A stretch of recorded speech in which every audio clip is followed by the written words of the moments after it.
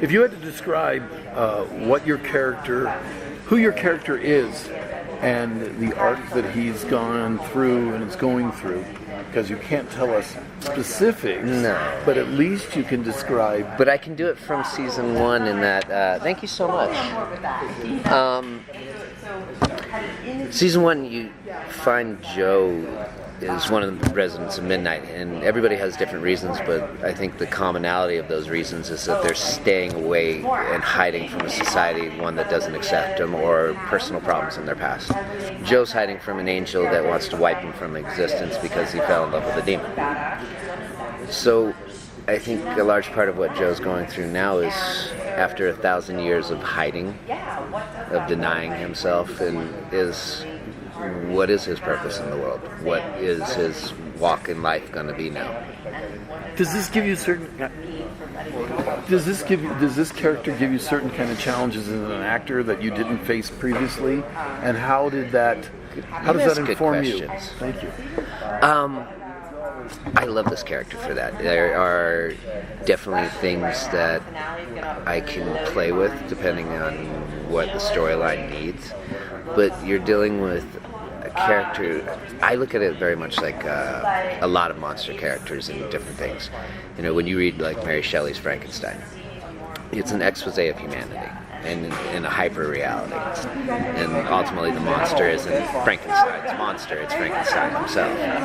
And so I see Joe as a character where I can really explore what does humanity mean over a long period of time, because he's had to face so much and the disillusionment. So like when I wrote backstories, it's like, what puts a angel in that space? And that's a fun struggle to kind of play with. How do you feel about having your existence wiped out? I don't think anybody wants to get wiped from existence. I think that's, when I did my backstories, I tried to find what would an angel fall in love with humanity for.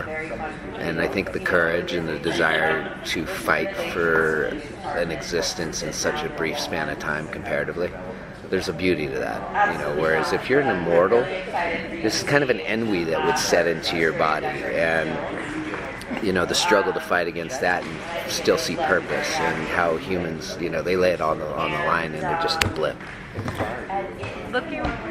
Looking back at season 1, what was your most memorable scene that you filmed, or one that you felt was really strong to your characterization?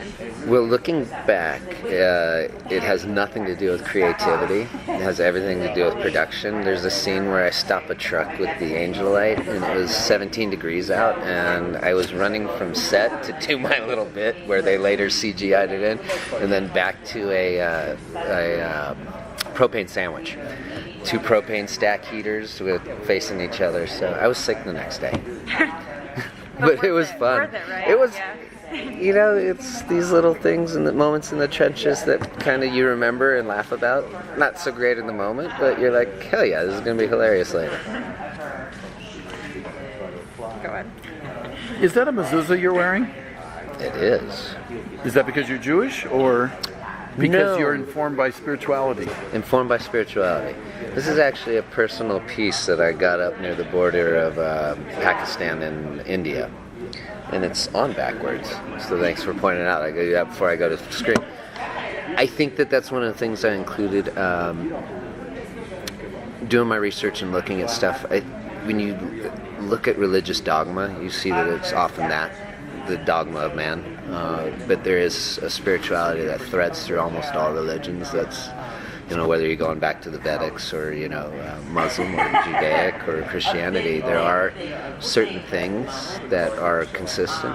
And I think the idea of that universal oneness that we all share. And so I kind of thought it was fun to throw something spiritual and non-Christianic on an angel. I love that. Yeah. If you yourself had to spend a day in Midnight, how would you react, or what would you do? If I had myself to spend a day in the Midnight? If you had to. I'm going to answer that with a story. So I was rock climbing with one of the directors last season, and we were talking about what was going on in the scenes and very casually throwing out vampires and murder and mayhem and ripping heads and hearts and stuff. And I looked over and I saw 12-year-old and a 14-year-old going, they're real. So if I had to spend a day in midnight, I'd probably duck and cover, man. You know, you are going to gain an immortality of sorts. You're going to be at Comic-Cons and in the science fiction fantasy world for the rest of your life, no matter what else happens. What do you think about that? I'm a geek of story. I'm a childhood nerd. I've lived my life in comic books and libraries. I actually knew the Dewey Decimal System and worked in a library for a few years. I used to go to Comic-Cons before they ever blew up and became what they are now. I love it. And it's one of the things, like, you know, as an actor, we're hopefully storytellers in service of a story, just like any other element. And one of the things I've enjoyed so far about this is that connection with fans, is that lost, lonely kid that I was and turned to stories for. There's a different reality here and a different type of fan where you're really telling stories that people relate to and matter. You're not just entertaining. And I think that's kind of cool to get to participate in. On the topic of comics then, what is your favorite comic book or superhero realm?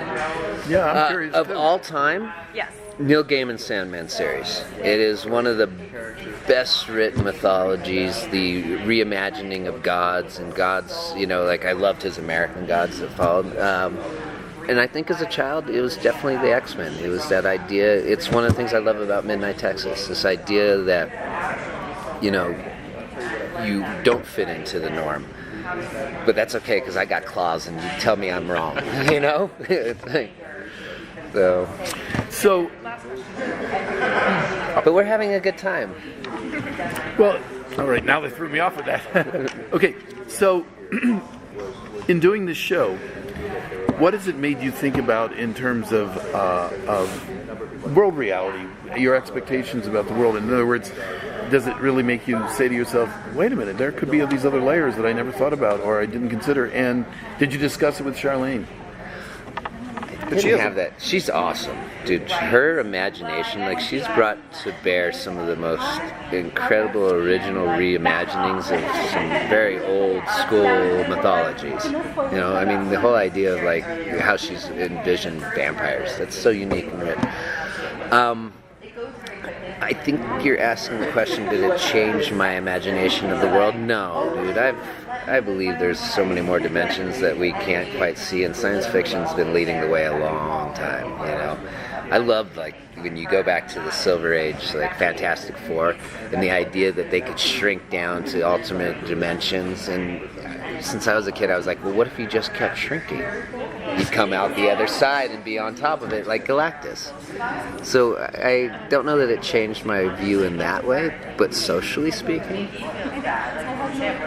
we got a lot of crap going on in the world right now, in our country and in our leadership, and the hate and the bigotries that it's being bandied about. I'm really kind of grateful that I get to be a part of a story that I think puts a drop back in the bucket of decency and acceptance.